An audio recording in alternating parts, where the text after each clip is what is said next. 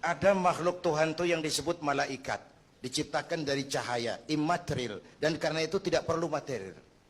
Malaikat diberikan akal tapi tidak diberikan nafsu. Kalau malaikat selalu benar, nggak istimewa. Kalau malaikat nggak pernah salah, wajar. Nggak ada yang bikin mereka salah. Material nggak perlu, seksual nggak perlu, maduit budek, sama perempuan kagak open. Malaikat. Sebaliknya ada makhluk Allah yang namanya binatang. Diberikan otak tapi tidak diberikan akal. Mereka hanya diberi nafsu.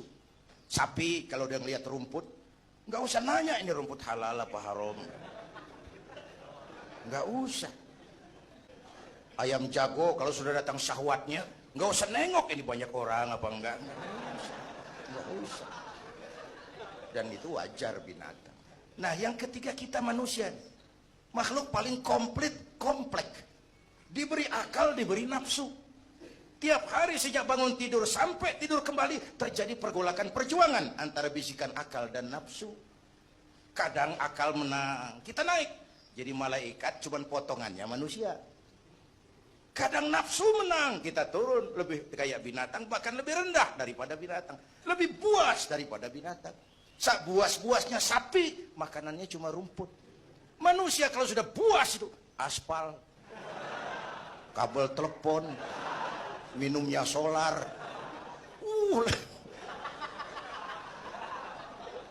Lebih buas dari binatang sekalipun. Agar akal bisa mengendalikan nafsu, Allah menurunkan agama. Bukan menghilangkan, mengendalikan, mengatur. Manusia tanpa nafsu bukan manusia. Manusia nafsu melulu, kebo. Islam nih, agama ini nggak ngilangin nafsu, ngatur supaya sesuatu pada tempatnya. Jangankan hidup berkehidupan, pakai kopiah saja mesti ada caranya. Ya, ada cara ceramah ya gini. Dagang miringin dikit. Main gaple begini. Pakai kopiah aja ada cara aja.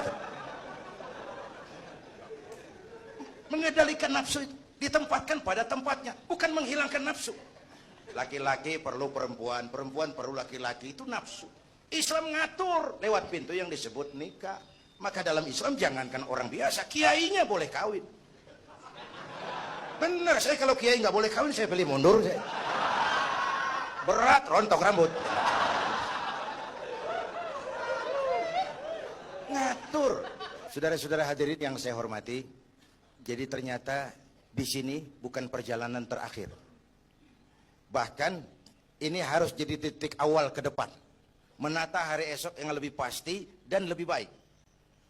Pertama, jangan pernah terniat kita akan kembali ke sini lagi. Jangan pernah terniat bahwa kita optimis itu harus. Bahwa kita semua punya salah itu pasti. Nih, saya nih, Zainuddin nih.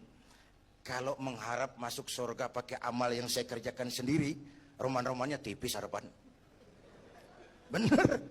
Sholat saya berapa banyak saya tahu. Sedekah saya berapa duit saya tahu. Sholat saya berapa banyak saya tahu. Terus saya baca sejarah. Nabi Adam dosanya atuh. Makan buah khuldi, Nabi Adam dosanya atuh. Dikeluarin dari surga. Kita dosa banyak, pengen masuk.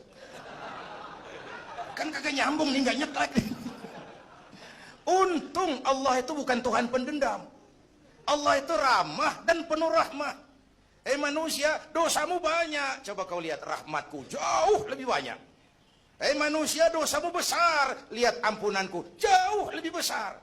Kau nangis di hadapanku, aku senyum melihatmu. Kau berjalan menujuku, aku lari menyambutmu. Sini manusia, sini. Itu yang bikin kita optimis. Allah ramah dan penuh rahmah. Tuhan kita bukan Tuhan pendendam. Jangankan kita nih yang ada dalam Dorotan Riyadhus Shalihin itu kan riwayat lama.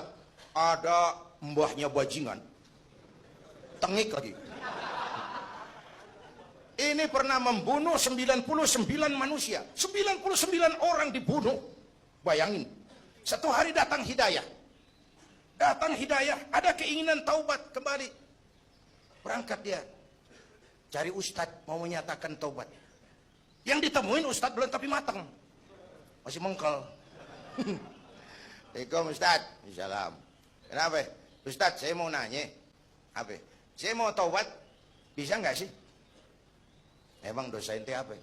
Saya pernah bunuh 99 orang, Ustaz. Oh, ente kelewatan amat. 99 mau kegedean itu susah taubatnya. Susah. Enak aja 99 dibunuh. Kurang ajar ente. Oh, niat namanya bajingan digituin naik darahnya. Sialan nih Ustaz nih. Orang mau taubat kok ngomongnya nggak enak. Gue pikir daripada 99 dengan gue lempengin nih. Akhlakul karimah itu kriterianya itu langsung dari Allah. Jadi bukan manusia yang menentukan sesuatu itu baik, benar, salah. Itu hak prerogatif Allah. Nah, akhlak ini lebih lengkap, lebih sempurna daripada daripada adat misalnya.